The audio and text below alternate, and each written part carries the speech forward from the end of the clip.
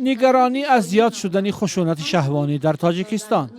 کمیته کاربازان به حکومت پیشنهاد کرده است که جزا را برای خشونت جنسی سخت‌تر کند.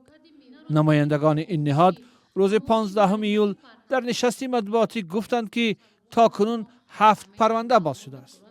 هرچند به گفته آنها در اصل چنین موردها زیاد است، زنان و دختران شرم می‌دارند که شکایت کنند.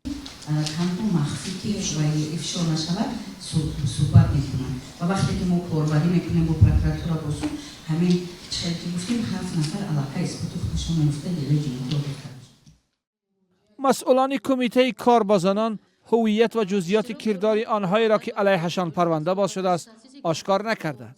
اما رئیس این اداره وضع را جدی دانست و گفت بعضی از عرف و عادت‌های مردمی نیز سبب زیاد شدن خشونت جنسی گشته است. مادران همین دختران با هر جو خونه خویشاوندان روان میکنن.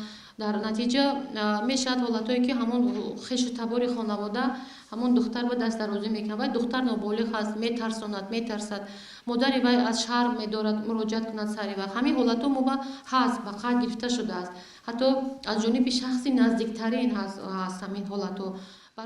رئیس کمیته زنان گفت زیاد شدن خشونت جنسی آنها را مجبور کرد که برای سخت‌تر کردن جزا و تغییر قانونگذاری اقدام کنند و حالا این نهاد مشغول تهیه یک بسته اصلاحات است. روانشناس نرگس تایمستو میگوید در واقع این گونه موردها زیاد است، ولی چون جامعه ما سنتی است نه همه زنها جسارت مراجعت کردن را دارند.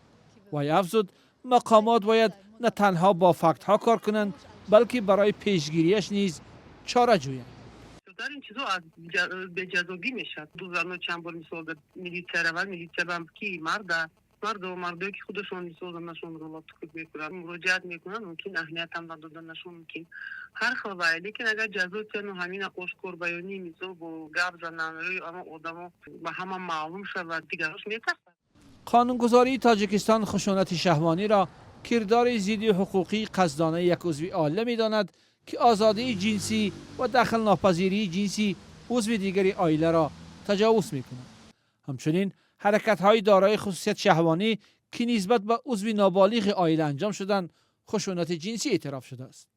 بر اساس معلومات رسمی در نیم سال مقامات تاجیکستان در مجموع 154 مورد خشونت خانوادگی را ثبت نام کردند که 7 حالت آن خشونت جنسی بوده است.